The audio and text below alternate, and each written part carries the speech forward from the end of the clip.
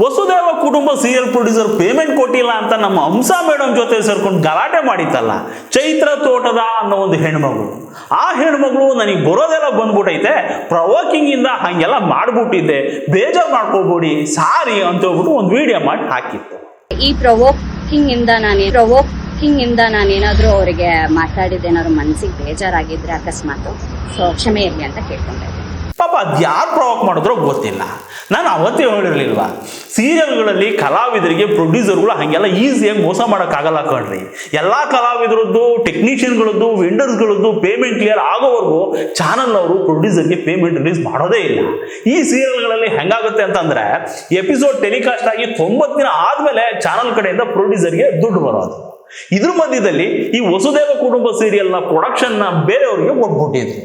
Sudden ಆಗಿ ಹಿಂಗಾಗಿದ್ದಕ್ಕೆ ಈ ಪಾಪ ಈ ಪ್ರೊಡ್ಯೂಸರ್ ಫಿನಾನ್ಷಿಯಲಿ ಸ್ಟ್ರಕ್ ಆಗ್ಬಿಟ್ಟು ಒಂದೆರಡು ಟೈಮ್ ಕೊಡಿ ಎಲ್ಲರದ್ದು ಪೇಮೆಂಟ್ ಕ್ಲಿಯರ್ ಮಾಡ್ತೀನಿ ಅಂತ ಹೇಳ್ಕೊಂಡಿದ್ರು ಪಾಪ.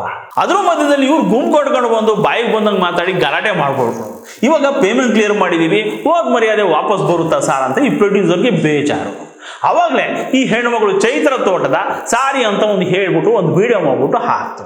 ನಾವು ಈ ಸ್ಟೋರಿ ಫಾಲೋ ಅಪ್ ಮಾಡ್ತಿದ್ವಲ್ಲ, ನೋಡಿ ಈ ಹೆಣ್ಮಗಳು ಅಷ್ಟೆಲ್ಲ ಹಾರಾಡ್ತಿತ್ತು, ಯಾರು ಪ್ರವೋಕ್ ಮಾಡಿದ್ರು ಏನೋ ಗೊತ್ತಿಲ್ಲ, ಇವಾಗ ದುಡ್ಡು ಸಿಕ್ಕಿದ ಕೂಡಲೇ ಉಲ್ಟಾ ಹೊಡ್ಬಿಟ್ಟು ಸಾರಿ ಕೇಳ್ತಾ ಐತೆ ಅಂತ ಹೇಳ್ಬಿಟ್ಟು ಆ ವಿಡಿಯೋ ನಮ್ಮಲ್ಲೂ ಕೂಡ ಪೋಸ್ಟ್ ಮಾಡ್ಕೊಂಡಿದ್ವಿ. ಅದಕ್ಕೆ ಈ ಹೆಣ್ಣು ಮಗಳಿಗೆ ಫುಲ್ ಕೋಪ. ನನ್ನ ಸಾರಿನ ವಾಪಸ್ ತಗೊಂಡ್ಬಿಟ್ಟಿದ್ದೀನಿ ಅಂತ ಹಳೆ ಪೋಸ್ಟ್ನ ಡಿಲೀಟ್ ಮಾಡ್ಬಿಟ್ಟು ಹೊಸದೊಂದು ವಿಡಿಯೋ ಮಾಡಿ ಹಾಕ್ಬೋದು. ಆಮೇಲೆ ನಂಗೂ ಕಾಲ್ ಮಾಡ್ಬೇಕು, ಈ ವಿಡಿಯೋನ ಡಿಲೀಟ್ ಮಾಡ್ಬೇಕು, ಇಲ್ಲ ಅಂದ್ರೆ ನಾನು ಅದರ್ ಸ್ಟೆಪ್ ತಗೋಬೇಕಾಗುತ್ತೆ ಅಂತ ಇಂಗ್ಲಿಷ್ ನಲ್ಲಿ ಧಮಕಿ ಹಾಕ್ಬಿಡ್ತು ಕಣ್ರಿ. ಬಿಕಾಸ್ ಅದನ್ನ ಮತ್ತೆ ಪ್ರೊಲಾಂಗ್ ಆದ್ರೆ I would have to take other steps ಅನ್ನೋ ತರ. I don't want to take it and all.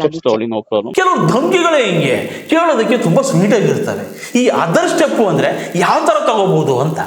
ಈ ರೋಡಿಗಳನ್ನ ಕಳಿಸ್ಬಿಟ್ಟು ಗುಂಡಾಗಿರಿ ಏನಾದ್ರು ಮಾಡಿಸ್ಬೋದಾ, ಇಲ್ಲ ಈ ಗುಂಪು ಕಟ್ಕೊಂಡು ಹೋಗ್ಬಿಟ್ಟು ಈ ಪ್ರೊಡ್ಯೂಸರ್ ಮನೆ ಹತ್ರ ಗಲಾಟೆ ಮಾಡಿತ್ತಲ್ಲ ಈ ಹೆಣ್ಮಗಳು, ಹಂಗೆ ನಮ್ಮ ಆಫೀಸ್ಗೆ ಏನಾದ್ರು ಗುಂಪು ಕಟ್ಕೊಂಡ್ಬಂದು ರೋಡಿಸಮ್ ಮಾಡ್ಬೋದಾ? ಹಿಂಗೆ ಗುಂಪು ಕಟ್ಕೊಂಡು ಬಂದು ನಮಗೆ ಧಮಕಿ ಆಗ್ತವ್ರು ಲಿಸ್ಟ್ ಏನು ಕಮ್ಮಿ ಇಲ್ಲ ಬೋಡಿ, ಎಂತೆಂಥವ್ರು ಬಂದವ್ರೆ ಅಂಥವ್ರಿಗೆಲ್ಲ ಸೋಪ್ ಹಾಕಿದ್ರೆ ನಾವು ಮಾಡಬಾಡಕ್ಕಾಗುತ್ತೆ ಅಂದ್ರಿ. ಆಮೇಲೆ ಈ ಹೆಣ್ಮಗಳು ಚೈತ್ರ ತೋಟದೈತಲ್ಲ ಸೆಟ್ಟಲ್ಲಿ ಸಿಕ್ಕಾಬಿಟ್ಟು ಕಿರಿಕಿರಿ ಅಂತ ಕಾಣ್ರಿ. ಕಲಾವಿದ ಆಗ್ಬೇಕು ಅಂತ ತಿಪ್ಟೂರಿಂದ ಬೆಂಗಳೂರಿಗೆ ಬಂದು ಸಣ್ಣ ಪುಟ್ಟ ಪಾತ್ರ ಮಾಡ್ಕೊಂಡಿದ್ದ ಈ ಹೆಣ್ಮಗಳಿಗೆ ವಸುದೇವ ಕುಟುಂಬದಲ್ಲಿ ಬರೋ 4 ಹೆಣ್ಮಕ್ಳಲ್ಲಿ ದೊಡ್ಡ ಮಗಳು ಗೀತಾ ಕ್ಯಾರೆಕ್ಟರ್ ಕೊಟ್ರೆ ಅದಕ್ಕೂ ಕಿರಿಕಂತೆ.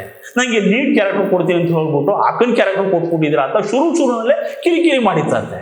ಕುಟುಂಬದಲ್ಲಿ ಅಕ್ಕ ಅಂದ್ರೆ ಲೀಡ್ ಅಲ್ವೇ ನಮ್ಮ ಅಂತ ಹೇಳ್ಬಿಟ್ಟು ಸಮಾಧಾನ ಮಾಡಿದ್ರಂತೆ.